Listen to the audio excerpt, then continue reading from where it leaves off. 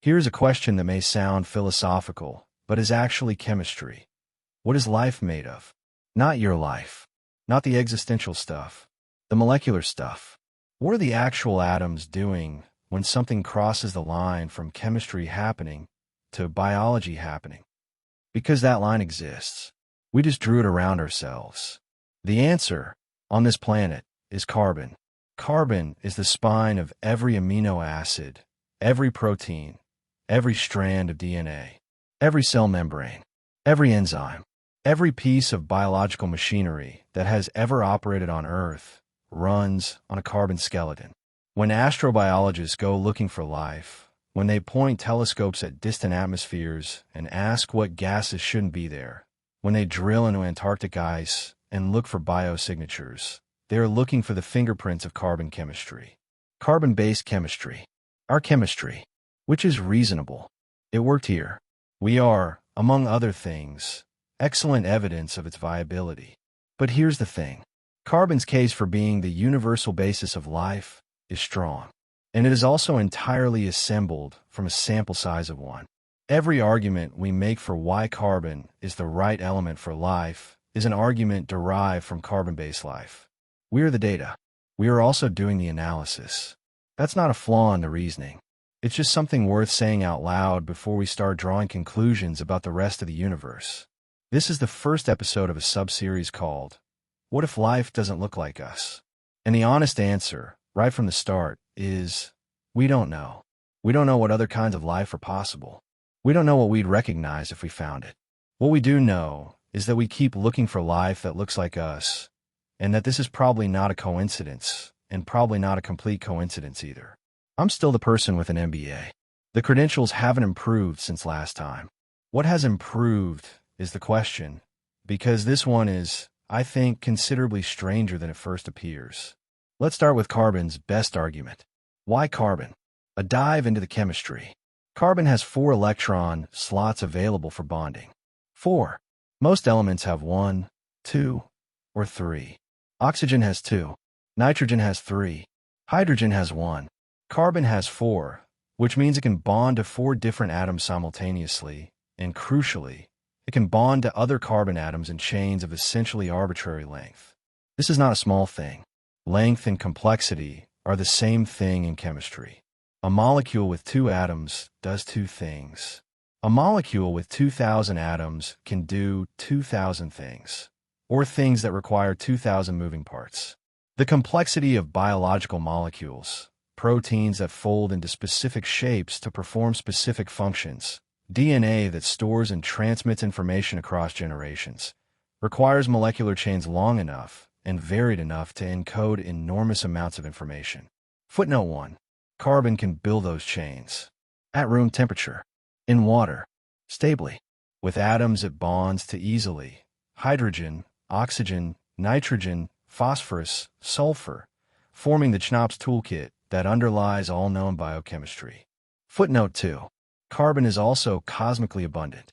The universe's most common elements, by mass, are hydrogen, helium, oxygen, carbon, and neon, in roughly that order. Helium and neon don't react with much of anything.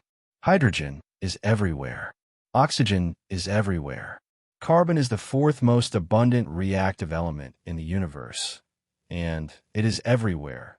In molecular clouds, in stellar atmospheres, in meteorites, in the building blocks of planetary systems. Footnote 3. Wherever planets form, carbon is present to work with, and the temperature range over which carbon chemistry is stable is broad, hundreds of degrees, encompassing the conditions of most rocky planet surfaces in habitable zones around most star types. Carbon doesn't require exotic conditions to do its thing. It does its thing readily, under conditions that occur naturally and frequently across the universe. That is a genuinely strong case. For bonding sites, arbitrary chain length, molecular complexity, cosmic abundance, thermal stability. Carbon is not the basis of life on Earth because we got lucky. It's the basis of life on Earth because it is, as far as we could determine, the most plausible candidate for the chemistry that runs life anywhere. Did life really just find the most convenient atom and go from there. The question worth asking is, what comes second? And does second place have a case at all? Silicon's argument, and where it falls apart. Silicon is carbon's nearest analog in the periodic table. Same column, same 4 bonding slots. Heavier, denser, but structurally similar in the way that matters for chemistry. If you were building a list of candidates for life-supporting chemistry, silicon is the obvious next name. And silicon has a genuine partial case. Silicon is the second most abundant element in Earth's crust, after oxygen. Footnote 4. It forms long chains, silicones and silicates, with structures that have at least a passing resemblance to organic polymers. Silicon dioxide, which is what you get when silicon bonds with oxygen, is one of the most common compounds in the universe. In a different set of planetary conditions, you could imagine a silicon chemistry rich enough to support complexity. The problem is the same place its cousin solves it: bonding behavior at relevant temperatures.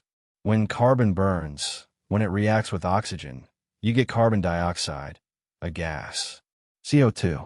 It disperses into the atmosphere, remains available for chemistry, gets recycled through biological and geological processes. The carbon cycle works precisely because carbon's oxidation product is mobile, soluble in water, reincorporable into organic molecules by photosynthesis.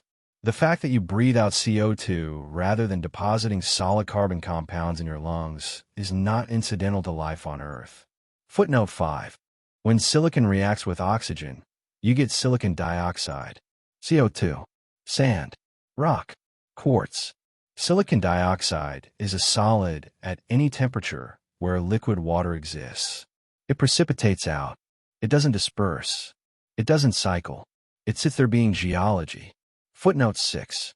For silicon-based biology to work, for a silicon metabolism to exchange atoms with its environment the way carbon-based metabolism does, you either need a solvent that dissolves silicon dioxide, or you need temperatures high enough that CO2 is liquid or gaseous, which puts you well above any temperature compatible with the kind of molecular complexity biology seems to require.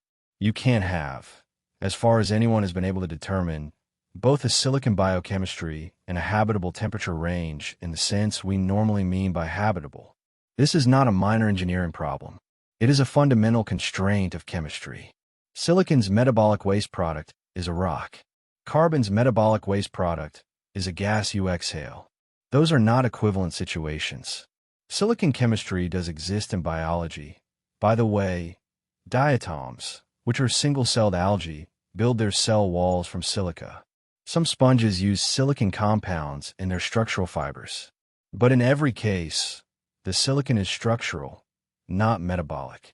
The information processing, the energy conversion, the replication machinery, all of it runs on carbon. Silicon got recruited for the skeleton. Carbon does everything else. Footnote 7. So silicon gets partial credit. Structurally interesting. Metabolically stuck. The exotic candidates. What else has been proposed? Here is where the chemistry gets genuinely strange, in a way I find irresistible. Nitrogen and phosphorus both have multiple bonding slots and can form complex molecules. Neither has carbon's chain-building flexibility, but both have been proposed as possible minor bases for alternative biochemistry, particularly in combination with other elements rather than as replacements for carbon. Footnote 8. These proposals tend to fall apart when you try to build a full metabolic system around them, but they're worth noting because they expand the space of what alternative could mean. Boron is a more interesting candidate in some respects. It forms a diverse range of complex compounds, including some that have structural similarities to biological molecules. Boron chemistry in water is surprisingly rich, and there's a small literature on boron-based polymers as possible precursors to life. The problem: boron is cosmically rare. Footnote 9. You're not building a universe full of boron-based life when the universe barely has enough boron to go around. The most genuinely exotic proposal is sulfur-based chemistry in conditions where carbon chemistry can't operate, specifically very high-temperature environments. Sulfur forms stable compounds at temperatures that would destroy organic molecules, and some extremophile organisms on Earth use sulfur compounds as an energy source in ways that suggest sulfur chemistry can support metabolic complexity. Footnote 10. Near deep-sea hydrothermal vents, in volcanic systems, in the subsurface environments of geologically active worlds, sulfur chemistry operates where carbon chemistry struggles. We'll come back to this. But the most scientifically serious alternative to carbon chemistry, at least in terms of research attention and physical plausibility, is not about replacing carbon at all. It's about replacing water. Carbon chemistry doesn't require water to work. It requires a solvent. Water is the solvent life on Earth uses, and it's an extraordinary one. It dissolves more substances than almost any other liquid. It's liquid across a useful temperature range. It's abundant. It moderates temperature through its unusually high heat capacity. Water is remarkable and probably not a coincidence. Footnote 11. But liquid ammonia shares several of these properties. It dissolves a wide range of polar compounds. It's liquid between -78 degrees Celsius and -33 degrees Celsius at Earth normal pressure, which corresponds to the surface temperatures of worlds considerably farther from their stars than Earth is. If you're trying to build a habitable zone at temperatures where water is frozen solid, ammonia is the candidate solvent. Footnote 12. The chemistry would be different. Ammonia-based biochemistry would use ammonium ions where water-based biochemistry uses protons. The molecular architectures would be strange by our standards, but the physical requirements, a liquid solvent, reactive molecules, an energy source, are all potentially satisfiable. Titan, Saturn's largest moon, has lakes and rivers of liquid methane and ethane on its surface. Not ammonia, methane. Even colder, even stranger. Cornell researchers have proposed theoretical cell membranes made from nitrogen-containing organic molecules that could function in liquid methane the way phospholipid bilayers function in water. Footnote 13. The chemistry is speculative. The moon is real, and the lakes are real, and the question of whether anything is using them is genuinely open. Your scientists were so preoccupied with whether or not they could. Actually, no. They stopped to ask if they should, and then asked anyway, because the question is too good. What the exotic candidates tell us about the search. Here is the point I want to land before moving to what this means for our solar system. Every serious alternative to carbon and water biochemistry has something in common. It operates under conditions we would not historically have considered habitable. Ammonia-based chemistry requires temperatures well below zero. Sulfur-based high-temperature chemistry requires temperatures well above the boiling point of water. Methane solvent chemistry requires the cryogenic conditions of an outer solar system moon. In each case, the range of conditions where Earth life operates, liquid water, carbon chemistry, moderate temperatures, is not where these alternatives work best. Which means the habitable zone as traditionally defined, the band around a star where liquid water can exist on a planetary surface, is not the same as the habitable zone for life in general. It's the habitable zone for our kind of life. This is not a trivial observation. The entire architecture of the search for extraterrestrial life is built around the liquid water habitable zone. The Kepler mission's planet occurrence rates, which we used in the last episode to estimate the number of Earth-like planets, are calculated relative to that zone. NASA's astrobiology roadmap explicitly centers on follow the water as its organizing principle. Footnote 14. This is scientifically defensible. Water is the best understood solvent for complex chemistry. Carbon is the best understood basis for molecular complexity. But it also means we are searching a subset of the possible. And the size of that subset, the fraction of potentially life-bearing worlds that happen to use water-based carbon chemistry, is something we genuinely cannot estimate because we have one data point. The optimistic read, carbon and water are cosmically preferred for good physical reasons, and most life in the universe, if it exists, probably uses them. The pessimistic read, we build a telescope to look for keys under the streetlight. Both of those are defensible. Neither one is settled. What we can say is this. If we restrict the search to Earth-like chemistry and Earth-like conditions, we are definitionally not searching for life that looks different from us.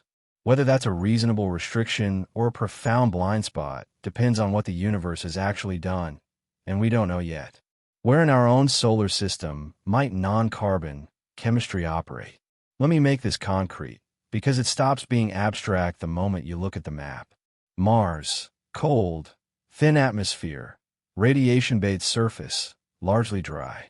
Not a serious candidate for surface life of any kind. But the subsurface is a different question. Liquid water may exist in underground aquifers, and if it does, the conditions might support carbon in water microbial life, not unlike the extremophiles in Earth's deep crust. Footnote 15. This is carbon chemistry in an extreme environment, not alternative chemistry. Europa, Jupiter's moon, a global ocean of liquid water under a thick ice shell, kept liquid by tidal heating from Jupiter's gravity, estimated to contain twice the volume of Earth's oceans. Footnote 16. The ice shell blocks sunlight, so photosynthesis as we know it is out. But hydrothermal vents at the ocean floor could provide energy and chemistry. This is the canonical example of a subsurface ocean world, potentially habitable for carbon and water life, in the dark, under the ice. We return to Europa at length in the next episode. Enceladus, Saturn's moon. Smaller than Europa, but arguably more exciting in one respect. We have already detected the contents of its ocean, because it has active geysers venting ocean water into space. The Cassini spacecraft flew through those plumes and found water vapor, carbon dioxide, methane, molecular hydrogen, and complex organic molecules. Footnote 17. The hydrogen in particular is a strong signal of hydrothermal activity at the ocean floor, which is exactly the energy source that supports chemosynthetic life in Earth's deep-sea vents. Enceladus has the ingredients. Whether it has the biology is the question. Titan, the methane lakes. The temperature on Titan's surface is approximately minus 179 degrees Celsius. Carbon chemistry in water is not operating there. But the Cornell cell membrane proposal for methane solvent life, mentioned earlier, was specifically designed around Titan's conditions. The chemistry is speculative enough that plausible might be too strong a word, but it is the most carefully worked out proposal for genuinely non-water biochemistry in a real, existing environment in our solar system. Footnote 18.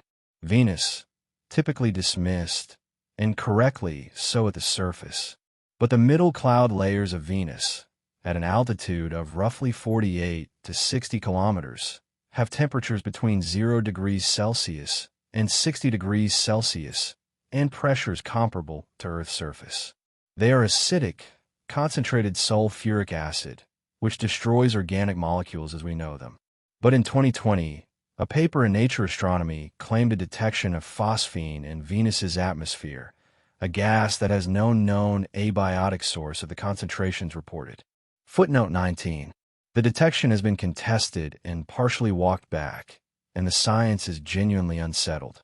But the episode prompted serious reconsideration of Venus's cloud layers as a potential habitat, not for water-based life, but for something adapted to concentrated acid in a high-altitude float layer. Exotic. Unresolved. Worth watching. The pattern across all of these is the same one. The more environments we examine closely, the more places we find that are not Earth-like, but might support something, and the less confident we should be that we know what that something looks like. The honest answer. Carbon wins. That is the conclusion, stated plainly. The chemistry case for carbon as the basis of life is not just an artifact of our bias. It reflects real physical advantages that have been examined seriously by chemists and astrobiologists who would love nothing more than to find a viable alternative. Footnote 20. Silicon fails on metabolic grounds. The other candidates, boron, nitrogen, phosphorus as alternatives, rather than complements, to carbon, have more fundamental problems. Even ammonia and methane, as alternative solvents, while physically plausible in certain environments, operate under conditions that dramatically reduce the chemical complexity available to build with. Carbon in water is almost certainly the most common basis for life in the universe, if life is common. But most common is not only possible.